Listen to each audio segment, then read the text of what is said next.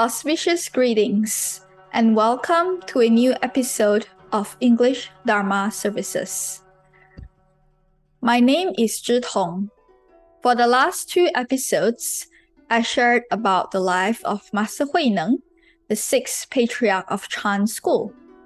Today, I would like to share one of the many teachings recorded in the Platform Sutra of the Sixth Patriarch.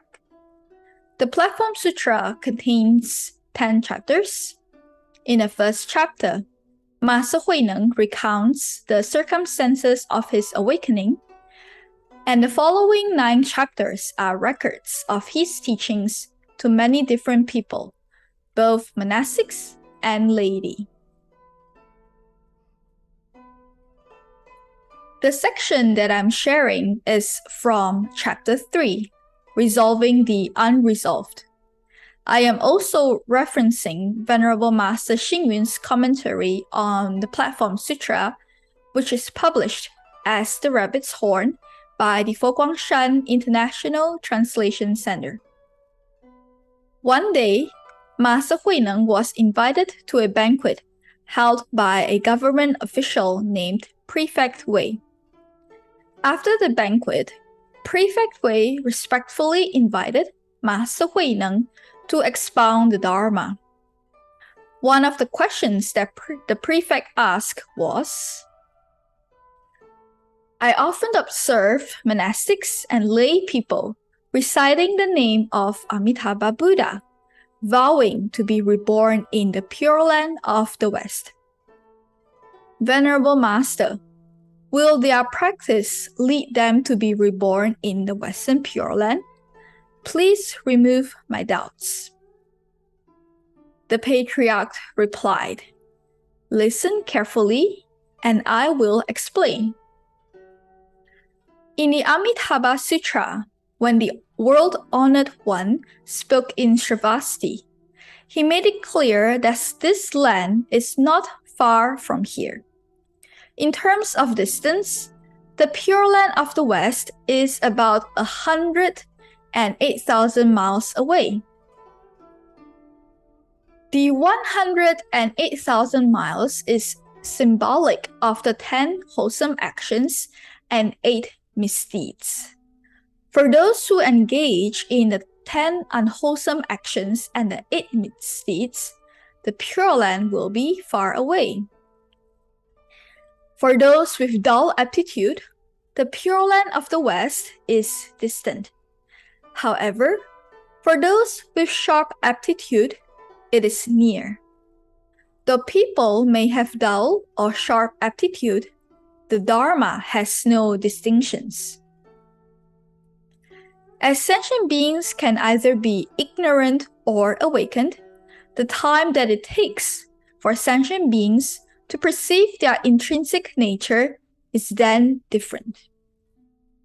Hence, those who are attached to the form of reciting the Buddha's name prays to be reborn in the Buddha's Pure Land.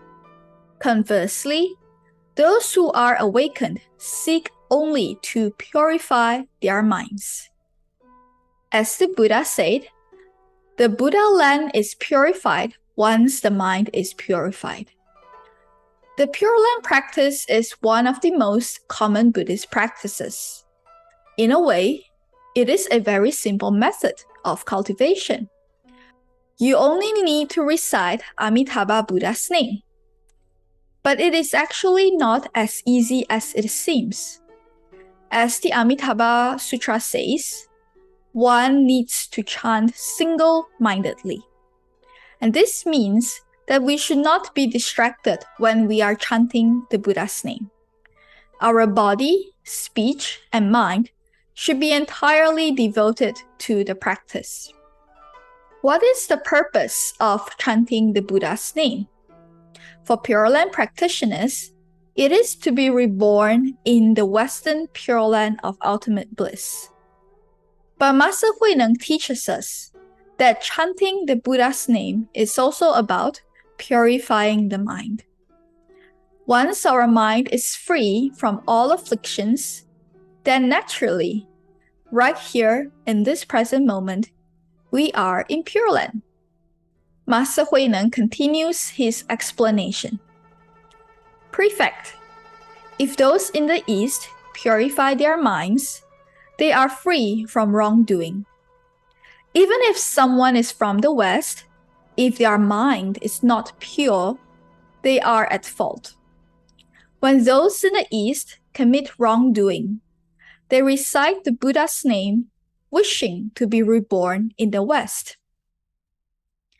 When those in the West commit wrongdoing, which land will they be reborn when they recite the Buddha's name? Ordinary and dull people do not understand intrinsic nature and do not know that there is a Pure Land within them. Therefore, they wish to be reborn in the East or in the West. For an awakened person, it is the same wherever they are. That is why the Buddha said, wherever you live, there is always peace and joy. Prefect, if the mind is not wholesome, then the West is not far. However, if the mind is unwholesome, then seeking rebirth by reciting the Buddha's name will be difficult. From this section, we can see that the key to chanting the Buddha's name is in the mind. If the mind is filled with unwholesome thoughts and attitude, such as greed, hatred, and ignorance, then, no matter how hard we try to chant Amitabha Buddha, rebirth in the Pure Land is not easily achieved. Master Huineng continues to explain. Good Dharma friends, I want to now offer you this advice. First, refrain from the 10 unwholesome actions. This is the same as traveling 100,000 miles. Next, abandon the 8 misdeeds. This is the same as traveling 8,000 miles. If you see intrinsic nature in thought after thought, and your practice is always even and upright, then, in a snap of your fingers, you will arrive and see Amitabha Buddha.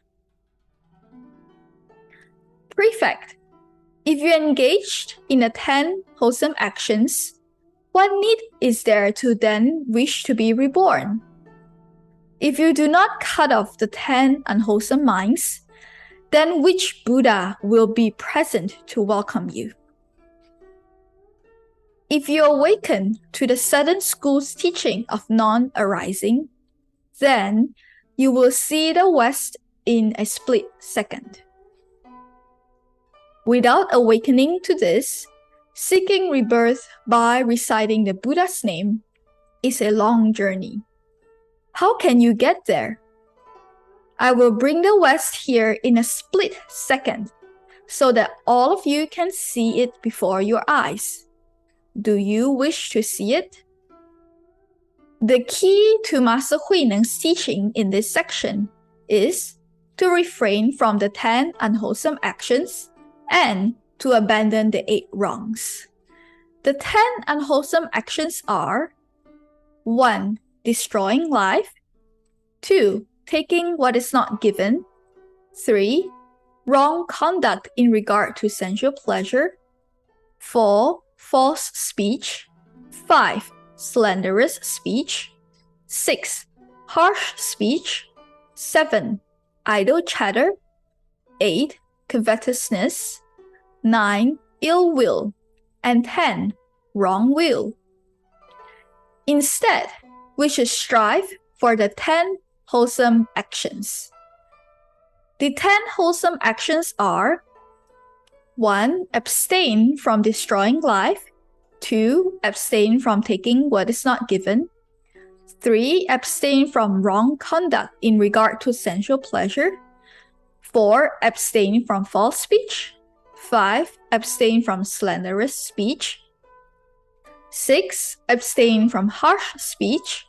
7. Abstain from idle chatter. 8. being free from covetousness, 9. Being free from ill will, and 10. Having right view. If you would like to learn more about the 10 wholesome deeds, some of our previous Dharma talks give detailed explanation of this practice. As for the 8 misdeeds, they are wrong view, wrong thought, wrong speech, wrong action, wrong livelihood, wrong effort, wrong mindfulness, and wrong meditative concentration. This is a very familiar list, and in contrast to the 8 misdeeds, we have the Noble Eightfold Path, which is what we should all practice. The Noble Eightfold Path is right view, right thought, right speech, right action, right livelihood, right effort, right mindfulness, and right meditative concentration. And again, if you would like to learn more about the Noble Eightfold Path, some of our previous Dharma talks also focused on this topic. The Western Pure Land is 180,000 miles away from us. If we engage in the 10 unwholesome deeds and the 8 misdeeds, then we are only traveling further and further away from the Pure Land. However, when we practice the 10 wholesome deeds, we have overcome 100,000 miles. When we practice the Noble Eightfold Path, we overcome the last 8,000 miles. These are practices that we can do right here in the human world. We don't need to travel to any other place to practice them. Therefore, isn't the Pure Land right here in this human world? Let us continue listening to Master Huineng's teachings. Previously, he asked the assembly if they wished to see the Western Pure Land. The assembly all bowed and said, "If we can see the Pure Land of the West right here, then there will be no need for us to wish to be reborn there. Venerable Master, be so kind as to show us the West so that we all may see it." The Patriarch replied, "Everyone, our body is like a gated city. The eyes, ears, nose, and tongue are the gates. There are 5 gates outside, while inside is the gate of the mind. The mind is the land, and one's nature is the king. The king resides upon the land. When one's nature is present, the king is present. When one's nature leaves, the king is gone. When one's nature is present, the body and mind exist. When one's nature is gone, the body and mind deteriorate. The Buddha is found within one's own nature. Do not look outside for it. When intrinsic nature is diluted, one is a sentient being. When intrinsic nature is awakened, one is a Buddha. Kindness and compassion is Avalokitesvara. Joy and equanimity is Mahastamaprapta. The capacity for purity is Shakyamuni. Being even and upright is Amitabha. The distinction between others and self is Mount Sumeru. Greed and desire are like sea water. Afflictions are like the waves. Cruelty is an evil dragon. Illusions are ghosts and spirits. Worries are fish and turtles. Greed and anger is hell. Ignorance is the animal realm. Good Dharma friends, constantly engage in the 10 wholesome actions, and heaven is among us. Remove the distinction between others and self, and Mount Sumeru crashes down. Remove greed and desire, and the sea water dries up. Without afflictions, waves will subside. Remove cruelty, and the fish and dragons vanish. From within the mind, Awaken to the nature of the Tathagata, and a great radiance will shine upon the six sense organs and purify them, and put an end to the six heavens of the desire realms. Our intrinsic nature shines inside, and the three poison as well as the wrongdoings of hell and all others are eliminated. The clarity inside and out is no different from the West. If you do not cultivate in this way, how will you get there? After the assembly heard the teachings, they all understood and saw their intrinsic nature. They paid homage to the Patriarch and said together, "Wonderful! We wish that all sentient beings could hear this and awaken at once." In this section, Master Huineng further explained how we can realize Pure Land. Besides practicing the 10 wholesome actions and the Noble Eightfold Path, we should also remove the distinction between self and others, remove greed and desire, remove afflictions, and remove cruelty. In this way, we will be able to eliminate the three poisons, and light will shine upon our intrinsic nature. Naturally, we will reach the Pure Land. The Patriarch concluded, "Good Dharma friends, if you wish to practice these teachings, you may do so in your home and do not have to be in a temple. If you practice at home, you are like one in the East with a wholesome mind. If you are in a temple but do not practice, you are like one in the West with an unwholesome mind. The pure mind is the intrinsic nature of the West." In this section, Master Huineng tells us that the location of our cultivation is not so important. Our mind remains to be the most vital location of our cultivation.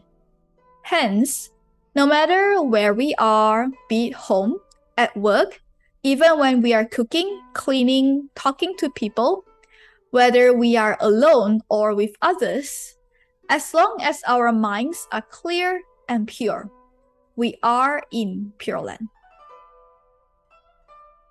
Thank you for tuning in to this episode of English Dharma Services. Next week, I will share the second part of this teaching. The assembly wishes to know the ways to practice at home, and Master Huineng answered with his famous formless gatha. Stay tuned to next week's episode on Master Huineng. But before I end, I would also like to share that the Guang Shan English Dharma Services channel has partnered with Nantian Institute in Australia. Every Sunday, Nantian Institute holds the Communities of Practice, a short session of weekly connection, Dharma, and community. Led by Venerable Wei and experienced facilitators from the community, participants have a mindful check-in together, exchange sharing in smaller groups, and close each session with a dedication of merits. We will be featuring these wonderful episodes on our channel. Stay tuned to find out more. May you find joy and inspiration from the Dharma. 阿弥陀佛。